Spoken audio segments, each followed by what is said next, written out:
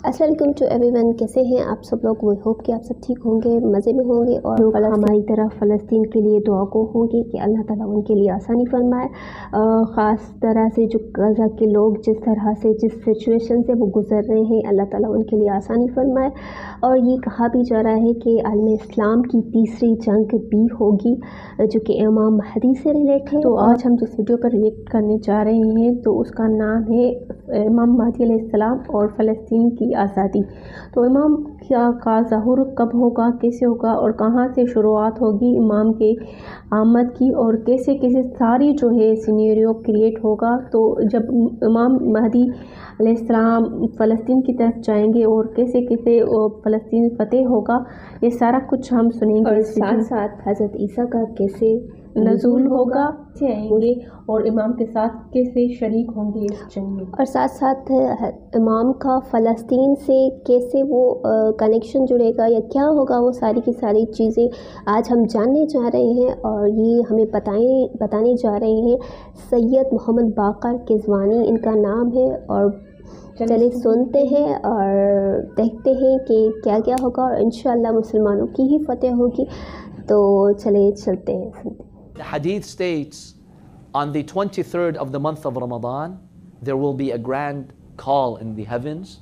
Jibreel will make that announcement that the Mahdi has now reappeared or is about to reappear. People are getting ready. 23 Ramzan. Go 3 months forward. On the night of Ashura, in Masjid al-Haram, the Imam alayhi salam is waiting for the 313 companions to gather. All the 313 from around the world, they gather in Masjid al-Haram. Allah takes them there. He shows them how to get there on Laylat Ashura. Now, Jaysh al-Sufyani, the Sufyani and the evil powers, they're looking for the Mahdi. They're waiting for him. Any minute he's going to come out. Because Jibreel made that call. The Imam is in Mecca. He prays Maghrib and Isha Jama'ah with the 313. Then, Imam al-Baqar alayhi salam tells us this. Then he puts his back towards the Kaaba to face the crowd and he gives a speech. Even the text of the speech, brothers and sisters, has been documented in our books. And Imam al-Baqar says what the Mahdi will say. What he will say to the world. Read his speeches. They're beautiful. They give you hope. They give you faith. And then towards the end of his speech, the Imam alayhi salam, he reminds the world of his grandfather Abi Abdullah al-Hussein. ألا يا أهل العالم أنا الصمصام المنتقم ألا يا أهل العالم إن جدي الحسين قتل عطشانا. He says this to the world.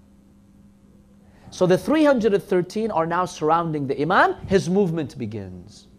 Who hears? Sufyani. Sufyani hears that the Mahdi has now emerged from Mecca. Sufyani sends an army of 70,000 people, an army of 70,000 strong men to go and fight the Mahdi. They come from the Syrian region. They go south to Medina. So they hear the Mahdi has appeared where? Mecca. Mecca is where to Medina? It's to the south of Medina. So the Sufyani sends his powerful army and he tells them, go to Mecca and assassinate the Mahdi. That 70,000 strong army leaves Medina. By the way, you know what they do in Medina? They desecrate the city. There will be some challenging days. The hadith states anyone whose name is Ali, Fatima, Hassan, Hussein will be massacred by the army of Sufyan.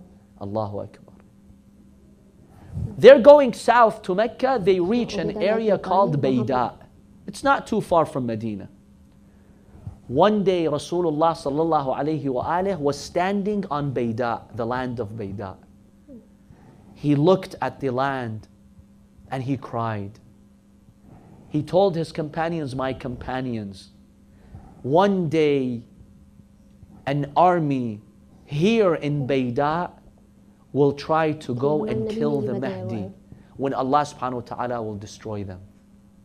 How does Allah destroy them? Allah sends Jibreel to that land called Bayda. You have 70,000 of the army of Sufyani. With his wings, Jibra'il with his wings, he splits the ground open, the ground swallows the 70,000.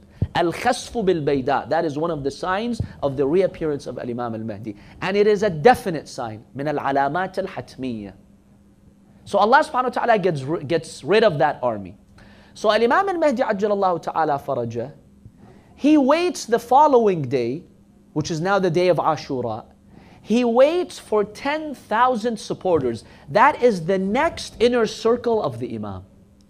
The very close ones are 313. And 50 of the 313 are women, by the way. 50 of them are women. The Imam waits for his next second circle of supporters, which are 10,000.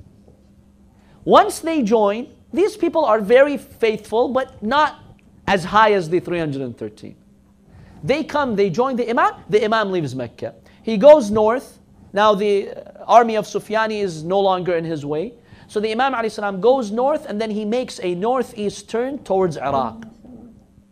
On his way to Iraq, the armies of Yamani and Khurasani join the Imam ajjalallahu ta'ala farajah. They come, they pledge him allegiance. The Imam first goes to Karbala. Something emotional happens in Karbala, not to mention it now. He goes to the grave of Al-Imam al-Hussein alayhi salam. And he showed some of the oppression that happened to Al-Imam al-Hussein. Then he goes north to Kufa.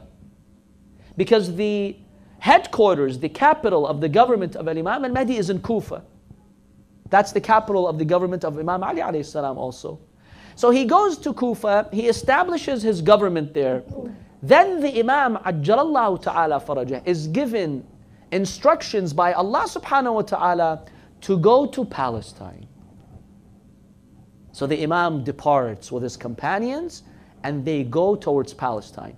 On his way, As-Sufyani tries to stop the Imam. He fails to stop the Imam. Allah grants him victory. He goes to Palestine and the Imam liberates Palestine from occupying forces. We don't exactly know who they are. The hadith does not specify who they are, but it says occupying forces in Palestine. The Imam will liberate Palestine from them. Now, up until this point, the non-Muslim world is just watching. They don't get involved yet. Yes, some Muslims like the Sufyani and others, so-called Muslims, terrorists, they try to stop the Imam.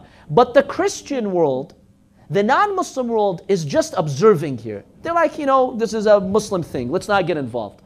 When Imam al-Mahdi ajjalallahu ta'ala farajah liberates Palestine, now the lobbies start mobilizing Western powers or non-Muslim powers, and they come to fight the Mahdi.